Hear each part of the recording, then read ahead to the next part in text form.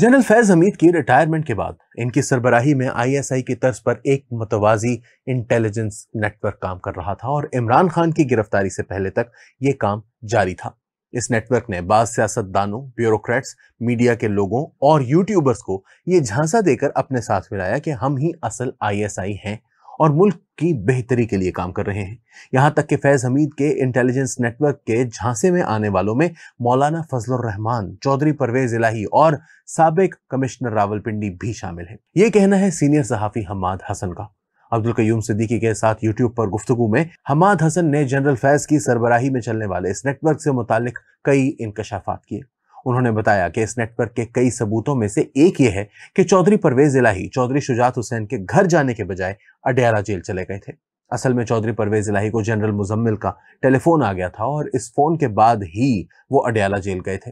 ये वही जनरल मुजम्मिल हैं जो वापडा के चेयरमैन रहे हैं और चीन के साथ शुरू होने वाले तरबेला 4 प्रोजेक्ट में इन पर 7 अरब रुपए की करप्शन का इल्जाम भी है।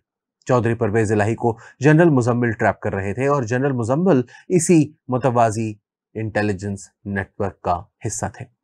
इसके बाद कमिश्नर रावलपिंडी को भी इसी नेटवर्क के जरिए ट्रैप किया गया। इन्हें भी यह कहा गया कि असल आईएसआई यही है और जो कुछ मैं कर रहा हूं यह बज़ाहिर आम लोगों को दिखाने के लिए है कि फैज हमीद खिलाफ है, मगर दरअसल मैं खिलाफ नहीं हूं, बल्कि हम पसे मंजर में रहकर यह काम कर रहे हैं। यही वजह है कि इतनी अहम पोजीशन पर बैठा हुआ शख्स यानी कमिश्नर रावलपिंडी भी ट्रैप हो गया। एक अहम तरीन सियासतदान भी इसी गलत फहमी का शिकार हो गए कि असल इंटेलिजेंस यही है जिसे जनरल फैज लीड कर रहे हैं। इस अहम तरीन सियासतदान का नाम है मौलाना फजलुर रहमान। मौलाना फजलुर रहमान को इस नेटवर्क की जानिब से कहा गया कि माजी को छोड़ें और पीटीआई के साथ बैठ जाएं, हम मुल्क को आगे लेकर जाना चाहते हैं।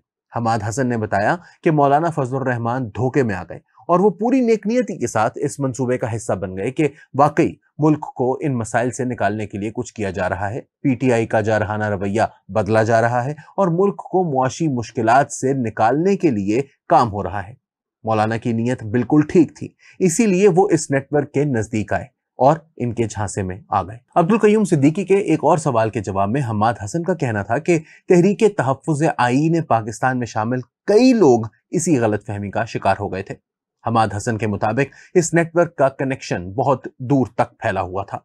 चीफ जस्टिस काजी फाइज ईसा के खिलाफ यूट्यूब पर चलने वाली मुहिम भी इसी कनेक्शन का नतीजा थी। मौजूदा चीफ जस्टिस पर जितनी तनकीद हुई, इतनी जस्टिस साकिब निसार, जस्टिस उमर अता बंदयाल और जस्टिस गुलजार के खिलाफ क्यों नहीं हुई? हालांकि इन तीनों के मुकाबले में मौजूदा चीफ जस्टिस की क्रेडिबिलिटी कई दर्जे बेहतर है।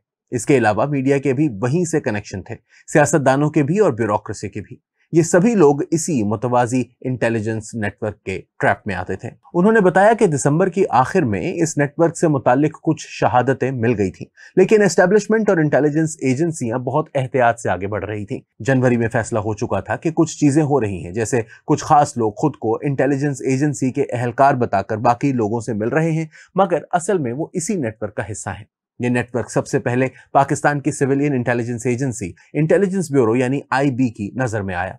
आईबी ने कुछ चीजें ट्रेस कर ली थी और इन्होंने बाकी इंटेलिजेंस एजेंसियों को बताया भी था कि इस तरह की चीजें चल रही हैं।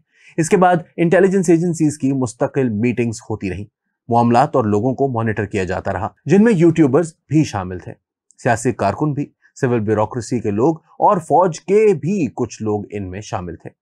एक सवाल के जवाब में उनका कहना था कि ऐसा नहीं है कि जनरल फैज पर सब कुछ बिला वजह डाला जा रहा हो, ये सामने की चीजें हैं जिनके सबूत मौजूद हैं। परवेज इलाही की तो ये खानदानी रिवायत ही नहीं थी जो उन्होंने किया। इससे जाहिर होता है कि वो ट्रैप में आ गए थे। पाकिस्तान की सबसे अहम डिवीजन के कमिश्नर भी इसी नेटवर्क के ट्रैप में आए और इन्होंने झांसे में आकर प्रेस कॉन्फ्रेंस कर दी। हम्माद हसन ने बताया कि एक ही वक्त में 2 नेटवर्क चल रहे थे, जिनमें एक अडयाला जेल में साबिक डिप्टी सुपरिंटेंडेंट अकरम की निगरानी में चल रहा था, जबकि दूसरा नेटवर्क इससे ऊपर जनरल फैज की सरबराही में काम कर रहा था। आने वाले दिनों में फैज हमीद नेटवर्क से मुताल्लिक चौंका देने वाली खबरें भी सामने आ सकती हैं।